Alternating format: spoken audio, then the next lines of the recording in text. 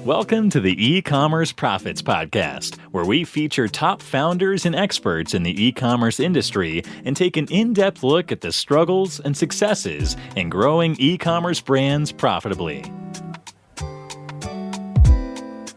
All right, guys. Josh Chin here. I'm the host of the E-Commerce Profits Podcast, where we feature top experts and founders in the e-commerce industry, and we go behind the scenes of the struggles and successes of growing a brand.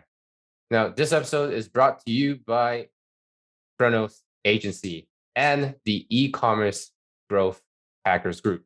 Now, if you run a direct-to-consumer e-commerce brand that is ready to scale and looking for help, and you're confused about all the different pieces of information that's available out here in the market, often conflicting and given by people who may not even know what you do and may not even been in your shoes, skip the noise, join the e-commerce growth hackers group. It is a private Facebook group, curated audience of e-commerce operators and owners from different walks of life, different stages of business, as well as a curated list of specialists and experts in their respective fields that will help you scale your e-commerce brand profitably through growth and marketing. So head over to Facebook, go search for e-commerce growth hackers, or you can go to facebook.com/groups/e-commerce growth hackers with a Z at the end. And I'll see you guys on the inside. And also, did I mention that it's free? At least for now. So don't waste time. Get over to Facebook and join the group. Today's guest is Valentin Radu. Now, Valentin has been a long-time entrepreneur. He is a data-driven marketer, my favorite kind of marketer. He's a CRO expert, a CVO evangelist. We'll talk about that in a little bit. He is a prolific speaker across many different stages. He's a father, a husband, as well as a pet parent. He is the founder and CEO of Omniconvert, a SaaS company that provides growth solutions to mid-sized e-commerce brands looking to become customer-centric and scale profitably. He's also the founder and instructor at CVO Academy, where he coaches and teaches e-commerce brands on how to scale their brands profitably and sustainably throughout their journey. So super excited to have you on. Welcome to the show, Valentin. Thanks a lot, Josh, for having me, and thanks everyone for listening. I promise that I'm going to give away a lot of insights from my journey as a former e-commerce entrepreneur and also SaaS B2B marketer. I'm super excited. Now, Valentin, why don't you give us a quick rundown on what Omniconvert is all about? I know you have a really exciting product coming up that really relates to what we do at Chronos as well. And then I kind of want to pick your mind around the product Reveal, but give us a kind of broad overview of what Omniconvert is all about and how you came to found the company in the first place. Yeah, so Omniconvert is a solution that helps e-commerce leaders and professionals to cut through the noise of e-commerce growth. I'm a former entrepreneur myself, and I struggled to nail the CLV to CAC ratio. So how much I'm investing to acquire a customer and how much I'm getting from that customer. So we've built a technology that does exactly this. It helps e-commerce data-driven experts to do exactly that. And we are addressing three types of people. One, the e-commerce entrepreneurs which are struggling to nail growth. The second one, and they are actually investing here and there, but they are at the beginning of their activities and they are getting bribed by Facebook into spending and pouring money into ads without looking at the whole customer lifecycle, without looking at behavior patterns, without looking at their best customers, the ideal customer persona, and so on. So this is for whom the Omniconvert Reveal is perfect. The second type of audience for Omniconvert is for marketeers which are looking to do advanced stuff. So they've played this game and they wanna they have this thrill of testing out new ideas and doing something on top of what it's already working. And the third type of audience for Omniconvert are the e-commerce professionals, which still think at themselves like a fraud. So they don't have yet all the pieces of the e-commerce puzzle, and they want to understand in depth their own company, their own e-commerce, and the people are relying on them to provide the numbers, and they feel like they haven't done their homework towards how their e-commerce really grows. And for them, we've built this technology. I love that. Now, let's dive a little bit into Ecommerce Reveal. Now, for people who don't, for listening who don't know what that is, Ecommerce Reveal, what is that exactly? Who is it for? And what's the outcome that we can expect from using Reveal? So Reveal is a customer value optimization platform in the sense of helping e-commerce companies to know their customers. There are two types of companies on this planet, the product-centric ones and the customer-centric ones. Of course, the product-centric ones are promoting benefits and features and prices, while the customer-centric companies are promoting needs and struggles and frustrations and problems and solving those for their audience. We are seeing a shift towards companies becoming more customer-centric since the retailers have got online and they have now a lot of data around how customers are actually buying their products. So mainly Reveal is showing what's all about with their customers. So we are using a thing called the RFM segmentation, which stands for recency, frequency, and monetary value.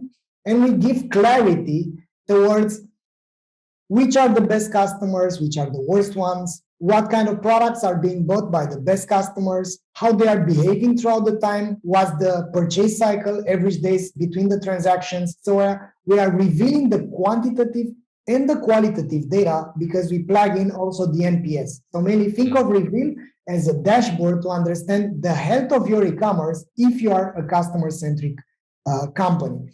After we collect this data, we push it to all sorts of channels, like doing better ads by building lookalike audiences based on your best customers, right? The ones that are active, that are buying a lot of times, and they have a high customer lifetime value.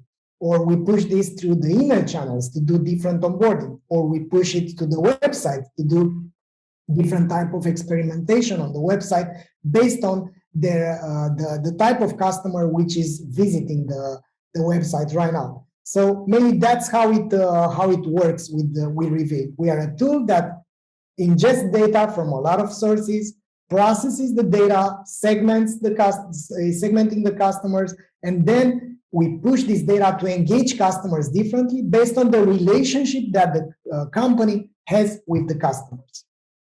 I like that. And in a world where cookies are dying, where Apple is taking control, where privacy comes first, where customer data is back in the hands of the consumer, I think first-party data and zero-party data is going to win. So I'm really excited about the product. What are some interesting use cases and strategies built on Reveal that you've seen done really well? Yeah, there are many campaigns that you can run. It's all, of course, starting with the customer research. For instance, there are many CPG brands out there which are being fooled into believing that more money poured in ads is going to be equal with a steady growth, which is not true. And it's not true because most of the companies which, the CPG, for instance, the CPGs which are launched out there, they don't know if they've reached product market fit yet.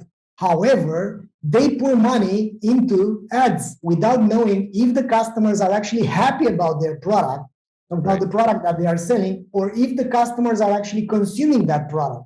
So they pour money more to remarket and to destroy their margins with discounts so that the customers will buy more without even knowing if the customers are happy again. So we have a full cycle which is not being completed by, from my perspective, 8 out of 10 CPGs out there are not completing this circle, because it's crazy to invest money to acquire customers that never come back. So one strategy that we are seeing is to implement the NPS and to get feedback from the best customers in real time and to treat those, let's say, issues in real time. So we have this integration with Gorgias, and we have like a scenario. We have the pre-delivery NPS, then we have the post-delivery NPS, and after we get the post-delivery NPS, finding out if the customers are detractors, right? They state that the chances to buy again are 0 out of 10. So any kind of marketing you can do out there is not going to make some miracles happening, right? Because if you've been disappointed, you're not going to come back. So based on this type of activities, we are leveraging the customer service to do the job of the marketing, which is fantastic, because this is turning the customer support from a cost center to a profit center, right? If you fix the issues, you can expect for customers to come back. So that's one use case. There are a lot of them, and I can emphasize some more if you want, Josh. I love the approach of taking kind of direct feedback from the customer, because that's exactly what we're trying to do as marketers, right? We're trying to get feedback from the market and then work off that data to create campaigns that work even better. But I don't have a lot of experience in this, but what's the average percentage of responses that you get from surveys? Do you see a majority of people clicking away and not responding at all? And how do you account for that segment of people who don't? Yeah, that's a great question. We are now working on having a statistical significance calculator embedded in the product, so that you can know. So nerdy, I love it. I love it.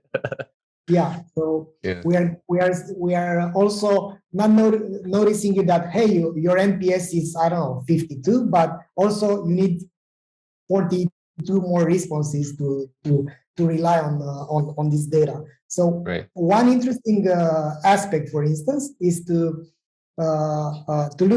hit something like 10% response rate on the post-delivery NPS and something like 30% on the pre-delivery NPS. So the pre-delivery NPS is being placed on the thank you page, because the customers over there, they have some questions in their heads. So maybe you want to make them feel relieved about their purchase, and if you treat the questions that they have, something like, does this going to get in time to me? Have I done the right decision? And you can treat these objections with testimonials, with some peace of mind announcements, like we usually ship it in maximum 3 days or stuff like that. And then you ask them, what are the chances for them to recommend your brand to their peers?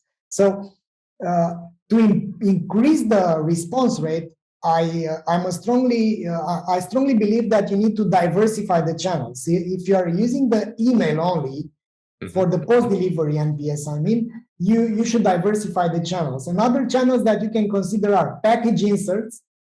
You print up something over there and ask for a review, which is actually a link. It can be like a QR code, and it's not so hard to do it, right? So you prepare like a landing page, and based on the response, if you have promoters, you can actually give them like a discount code for their friends to promote your products, because that's why it's like their consistency, right? They've said that the chances for them to recommend are 10 out of 10, and you give them the means to do so. People think that they are in the game of e-commerce, but they are in the game of changing customer behavior. That's the whole game.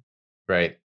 So to improve it, package inserts, SMS as well, or Facebook ad campaigns that are run on remarketing, right? For the non-responsive. We are doing all this crazy stuff, and this customer journey because at the end of the day, what I'm suggesting here is, hey, change the way you are treating your customers. Instead of the boring remarketing ads with 10% discount 1 week after the first purchase, why don't you ask the customers if they are happy? why don't you analyze when they are placing the next order? And why don't you look at the products that are being bought after the first one is being, I don't know, a cream? Maybe you wanna push another product, which can be like deodorant or whatever. I love that. And I assume that Reveal would consolidate data from different sources and feed data into different places as well. Yeah. So it would integrate with the SMS tool that we would be using, and kind of using the data that we have on Reveal, we would create a segment and then feed that into SMS and trigger a certain campaign or an automation based on certain predefined criteria, right? Exactly. Is that on a real-time basis? Does it get updated on its own? Is it dynamic, or do you have to kind of refresh every day or every week or something? Yeah, this is changed in real time when it comes to NPS scores, because you want to be responsive. Let's say you have so RFM stands for recency, frequency, and monetary value. Yeah, you have the best customers. We call them the soulmates. Like they have the highest recency. They placed their last order 2 weeks ago. Yeah, they have high frequency. They bought 5 times on your shop, and they have the highest monetary value. We have companies which have an AOV, and pay attention to their AOV is around $45, but the soulmates have a customer lifetime value of $2,000. $2,000 versus what? 45? Yeah, exactly. What? Yeah, that's the discrepancy, because these are the super consumers, and every company has these super consumers. So you don't want to mess around with them. You don't want to lose them because you haven't paid attention to their feedback. So that's why you send the NPS. We have this integration, for instance, with Gorgias. We send the NPS. We get a 0 out of 10 chance for customers to recommend us, and we instantly push a ticket so that the customer support is going to treat that 0 score coming from a soulmate. So this type of if this then that scenarios are what I'm a big fan of, because at the end of the day, you don't want to do manual work. You want to find what's working and put it on autopilot. But what I like about that example, Valentin, is that you're not taking the human out of the process. You're putting humans at the right place at the right time, and that's what it's all about. It's not about having everyone on your customer support team or your customer success team speak with every one of your customers. It's about having them come in at the right time and resolving issues and speaking of your happiest customers and your unhappiest customers. So I love that. Let's. I have also a story, if you can, Josh, here. I think it's one of our first users. So one of our first customers, the Guinea, right? Some great guy, which was a really customer-centric e-commerce entrepreneur. His company was at a status where they realized the Pareto, right? So they wanted us to do RFM segmentation, and then we wanted NPS, and we made NPS based on the RFM segments, and he realized that 10% of their customers were the soulmates, and they generated something like 60% of their margin. So those 10% were super consumers, and they wanted to cherish that. Valentin, what's the name of the company again? It's Office Direct. Yeah. Oh, Office Direct. Okay. Yeah. They are selling supplies for office supplies. Yeah. So, right. They're pretty big, aren't they? They're doing some. Yeah. So this is a company from here, from Romania. So they wanted to analyze the NPS by the customer group. So eventually they realized that they had this anomaly, like a few of their customers were very important, and they wanted to go even further, to improve the NPS even further than that. So eventually they've got to have an NPS of 92, which is something that's insane. Insane, yeah, exactly. Like for the reference, Apple has something like 60. Yeah. So, but how they've done it? That's the question. How they've done it?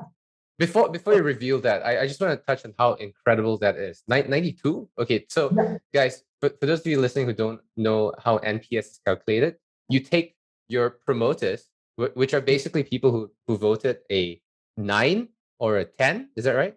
9 or 10 out of 10, which is very rare, and you deduct the people who have voted a 6 or below. So 6, 5, 4, 3, 2, 1, and 0.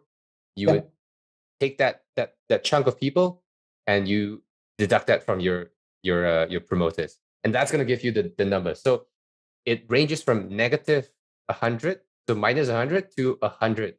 So it's actually a range of 200 instead of just 1 to 100. So having 92 means that the vast majority of people are promoters, and not just people who voted a 7 or an 8. So tell us how do they do this? Yeah. So what they've done is instead of looking at NPS as an average, they've been stubborn and they wanted to hit 90. And they looked at the whole customer journey. So instead of looking at the NPS as an average and raise their shoulders around what they should be doing next, they've sent this data regarding the NPS by their customer support rep. So they've started to analyze what's the NPS by city, by RFM segment, and by their customer service, and by their delivery company. Yeah, because they ship the products based on with different couriers. So eventually they've got to fix the anomalies, right? So they looked at the lowest NPS scores by location, by courier, by the picker, and by the customer service person. So eventually they just looked at what they should be fixing, not only to measure it, because it's one thing to have the data and it's another thing to actually work on the data. So by doing this ongoing activity to improve and to optimize the lowest NPS scores, they've managed to get to this crazy NPS, and now it's stable. So imagine that they have a stable NPS of 90 plus. That's madness. I can really appreciate that, because that's an obsessiveness with client success and just client satisfaction and happiness. That's rare. That's very rare. And the beauty of having such a high NPS is the network effect, because that's why NPS is so important. If you have promoters, they will promote you, because that's what their name is all about. And so in the meantime, the company has been doubling in the last 2 years in terms of the revenue, because you acquire customer, you signal early on that you have a high potential customer. We call them the new passions, right? Low risk, low frequency, but high recency and high monetary value. Yeah? These are customers with a high potential that they've just placed their order. You want to cherish them, and you want to give them a delighting experience with the products, because now the competition is not on the products anymore, it's on the experience itself. If I want to buy, I don't know, this watch, I can find it on 2,000 stores. But why should I pick it? Should I buy it from this particular store? And the answer is that I feel delighted when I'm getting the products from this company. So we need to think more like movie directors, right? It was that outstanding book about the experience economy from Joe Pine. We need to think like movie directors to analyze the touch points that we have with our customers and delight them at every step, because that's what a high competition does to the market. The consumers are happy, while the companies they need to level up their game. I love that. So the book you mentioned, The Experience Economy. Yeah. Guys, this was written in 1998, right? Or 1999. Yeah. And we are living it right now. We're living it right now. That's what I'm saying. So a lot of people are talking about how e-commerce has grown and shifted from what used to be just an online transaction, right? It used to be called e-tailing, e-retail, right? Because it's just retail but brought online. But eventually that shifted, the conversation shifted from how to make a transaction online to how to create an experience online. And that's what drives retention and the retention and customer value for the long term. So could you touch on a little bit about what most brands are getting wrong nowadays that you feel should be done better? Yeah, I think if I want to sum up the main problem is that they don't listen to their customers. So it's like even if the brands are pretty new in the market. So imagine that you're a company, you're a new company, you want to get to the market. Imagine that you're like going to a party and you are uninvited and you are new at that party, right? So the consumers are having their fun partying over there, and you're a brand, and you are not different than the other brands. All you are doing is you push your ads and commercials with your products, and you're not having a conversation with the customers. You're just pushing ads at them. So I think that's the main problem, because companies need to do more customer research. That's the missing piece. They don't listen. They just broadcast messages like discounts, campaigns, products, buy one, get one. But they don't understand what's the job to be done by the products. And I'm a big fan of this methodology to do customer research. I've applied multiple times. It actually saved my own company to apply it and to look at the actual job that the products are doing. And jobs to be done is revealing the fact that people are not buying products, right? They are hiring products for a specific job, right? Yeah. When you buy a drill machine, you're actually buying a hoe. And you're not buying a hoe, you're buying the ability to put a picture with your wife from the moment when you've got married. And you're not buying that. You're buying the peace of mind that your wife is going to appreciate you, and she's not going to argue with you that, I don't know, friends are visiting because the quarantine is over and we want to put that nice picture from when we got married. So even a drill machine has these emotional components, and you need to look at why people are buying from your shop and not from other shops. Why they are hiring your product, why they are hiring your shop. I think that's also a great rule of thumb for creating the right ads and right creatives and the way to communicate to prospects as well.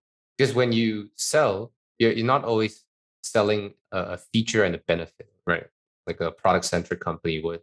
You're selling to a pain, a hope, a dream, an aspiration, or fear, and it all comes down to a job to be done, right? Yeah. So I love that. Valentin, what are some of your favorite brands that you are personally either a fan of or customer of, or you just feel that they do what you preach really well? Yeah, I'm a big fan of Nike. I think this company is transformative. Imagine that their mission statement in the 60s was something like crush Adidas. That's what was their vision, crush Adidas. But in the meantime, they want to inspire and innovate every athlete in the world. And in parentheses, their vision statement is that if you own a body, you're an athlete. So they've become customer-centric after they've been competition-centric, right? It's a mature company that got it. And moreover, they've activated their direct-to-consumer way before it was cool. They've withdrawn their products from Amazon because they thought that they need to have a relationship with their consumers. They've built their community. They've pushed the apps so that they want their people to not only to own some shoes, but to make progress in their lives. So mainly, that's a company that I admire and I appreciate. I agree 100%. Have you read Shoe Dog? I'm sure you have. Yeah, such a great book, such an easy read as well. Shoe Dog by Phil Knight, guys. Go check it out. I'm a big fan of Nike as well. I think they're doing it really well. From a lifecycle marketing point of view as well, between email and SMS and even their app, their global app is incredibly powerful. And just by doing that, they own the entire customer journey from start to finish. It's interesting to see how they've evolved from founding story to where they're at today, and now leading the charge on e-commerce, being a legacy retailer to begin with. I love that. Any other brands that you feel we should check out? And a challenging a challenging brand. I love also the big ones like Patagonia because it has a mission and a vision that I truly admire. But beside this are these new let's say aspirants in the market, like direct to consumer brands that I admire. For instance, it's Pit Viper sunglasses. These guys are crazy completely. Go check their website.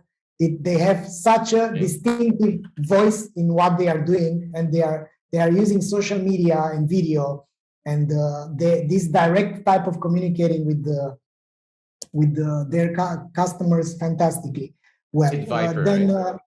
yeah, so these are selling old school sunglasses. You're gonna love them. Pit Viper sunglasses.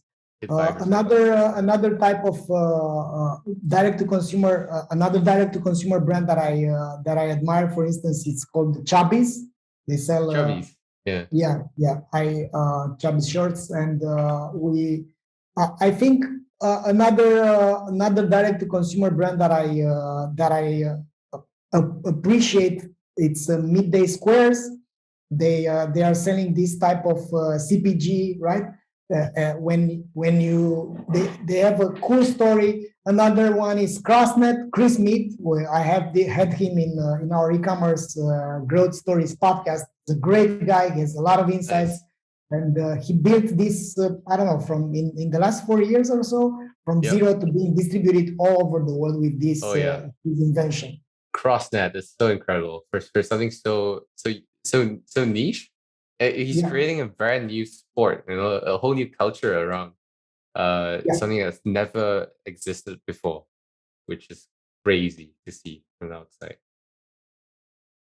So CrossNet, Midday Squares, Pit Viper, and Chubby's Shorts. Yeah, great brands. Big fan. I'm actually a big fan of Allbirds as well. Are you familiar with Allbirds? As well? Yeah, they've got listed, right? So they've got listed at they did an IPO recently. They just did, they just got an IPO. Incredible brand. I love the product. I own a couple of shoes as well. But I think what they've done well is in their messaging and consistency across all channels. No matter where you're at, like an online ad, Instagram, retail store, email, you get a consistent sense of your messaging, and it's seamless, right? You go into your offline store, you buy something, logged onto your account online, and you're gonna get an email and saying thank you, and the whole post-purchase journey still happens online. So I think that's the future of the cross between an offline and online experience, and it has to be seamless across. So a tool like Reveal would be so crucial to making sure that all these channels are speaking to one another to create a fundamentally sound and unique experience for every single customer that walks through your door. Valentin, what is, just a last bit of advice, what's your advice for e-commerce stores just picking up speed as we approach the end of the year, moving into 2022? What should they do right away if they haven't yet looked into customer value optimization? Well, the first thing would be to level up their understanding. So I think the ones that are starting to learn about what they are doing, about the game they are playing, they are let's say in the first position qualified to fall into oblivion. So to learn, we have this academy about customer value optimization. It's made with some fantastic instructors out there. Another piece of advice would be to, if they don't do that, at least to listen to their customers. So they simply do some surveys on the post-purchase. Once the customers have got their products, what's their opinion about the whole customer experience? Another advice would be to leverage their zero party data. So zero plus first party data, it's an incredible combo right now that the cookies are vanishing. So one way to do so, you do the pre-purchase survey to understand the job to be done by the product. Then based on those, you tag the users. You do remarketing ads based on the job to be done. If they buy, you continue to tag the customers, and you give them a different onboarding. So mainly, let me give you an example. Based on that, we work with the Hush blankets. There's a company which is selling weighted blankets, and the jobs to be done by them, based on the research that we've done together, they thought that the weighted blanket was only for the cuddling feeling. But looking at the distribution of the jobs to be done, they found out that this is also present.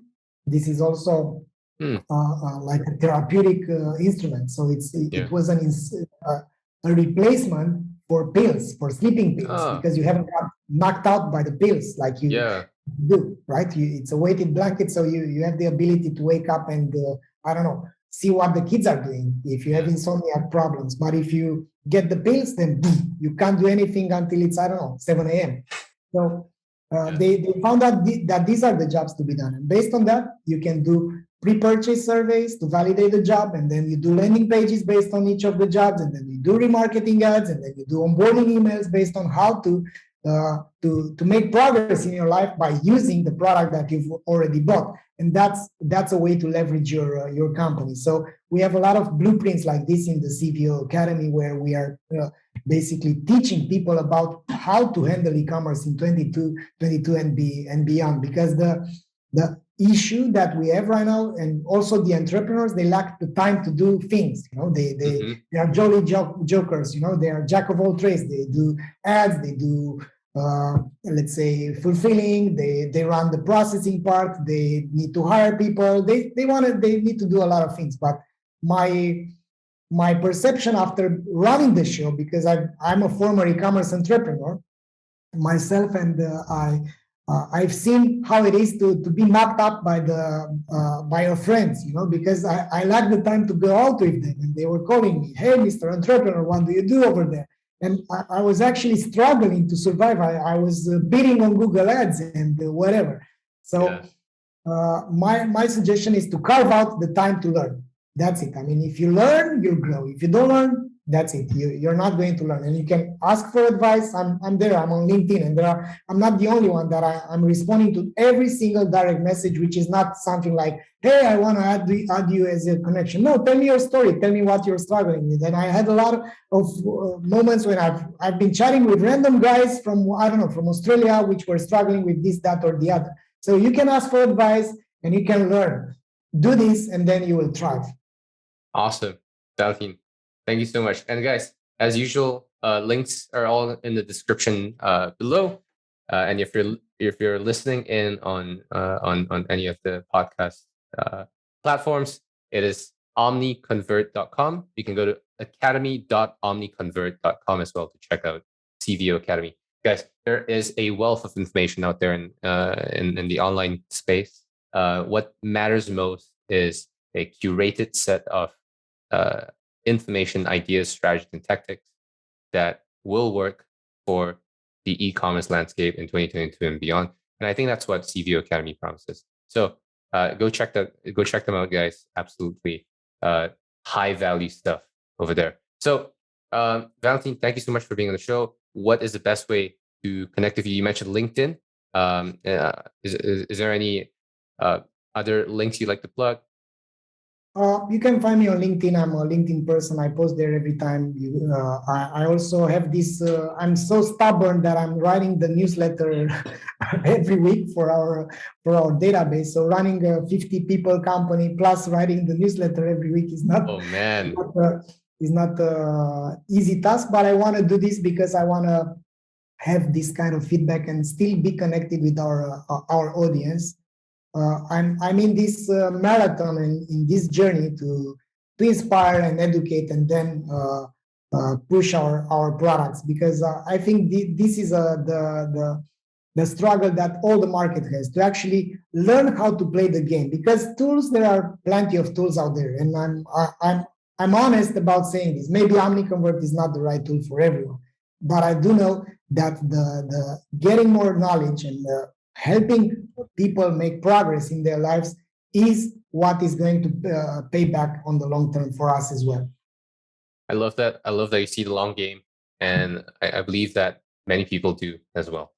Valentin, thank you so much for being on the show. Thank you, Josh, for having me. And thanks everyone for listening to us today.